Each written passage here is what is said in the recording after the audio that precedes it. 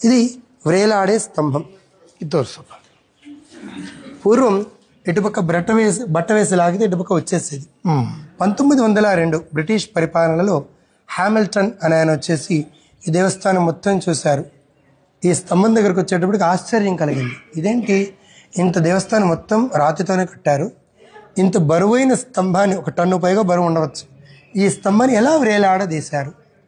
స్తంభం ఒకటే కాదు, రాయి, దానిపైన ఇంకొక డూమ్ ఉంది, ఆ పైన 2 బీమ్స్ ఉన్నాయి, వీటి మధ్యలో ఎలా వ్రేలాడదీశారు, ఆ టెక్నిక్ ఏంటి అని తెలుసుకోవడానికి 2 గుణపాలు తెప్పించి ఇక్కడ ఉన్నటువంటి ఈ యొక్క స్తంభాన్ని కాస్త ఇలా ముందరికి జరిపారు.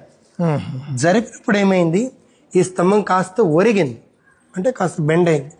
బెండ్ అయినప్పుడు ఈ ఈశాన్య మూలలో కొద్దిగా ఒక పిన్ డ్రాప్ అంటాం కదా, అంతగా తగిలింది అనమాట. ఇంత మాత్రానికే అక్కడ డూమ్ తిరిగి టచ్ అయింది. పైన చూడండి, ఆ స్తంభం పైన డూమ్ ఇలా క్రాస్ అయింది. అవునండి, ఇలా క్రాస్ అయింది. అలాగా అక్కడ కూడా క్రాస్ అయింది. ఇక్కడ చూడండి, ఇక్కడ క్రాస్ అయింది. ఈ పైన ఉన్నట్టు మధ్యలో ఉండే డూము కొంచెం అలా సైడ్కి వచ్చేసింది, అటుపక్కకు వచ్చేసింది.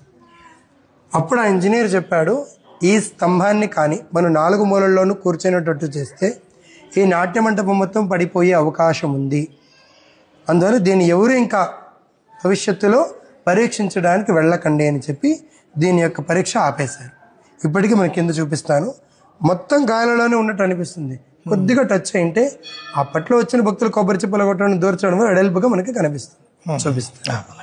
ఇక్కడ కొద్దిగా ఎక్కి చూడండి, స్తంభం కింద గ్యాప్ కనిపిస్తుంది. ఇక్కడ ಎಕ್ಕೆ ಚೂಡ ಅದು ಕಾಣಿಸ್ತಾ ಇದೆ ಅಲ್ಲಪ್ಪ?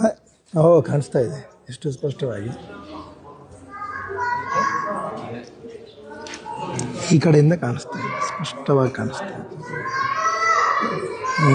ಅದು ಅಲ್ವಾ? 500 సంవత్సరాల క్రితమే మన ఇండియన్ ఇంజనీరింగ్ టెక్నాలజీ ఎంత అడ్వాన్స్లో ఉండిందని చెప్పి మనకు తెలుస్తుంది.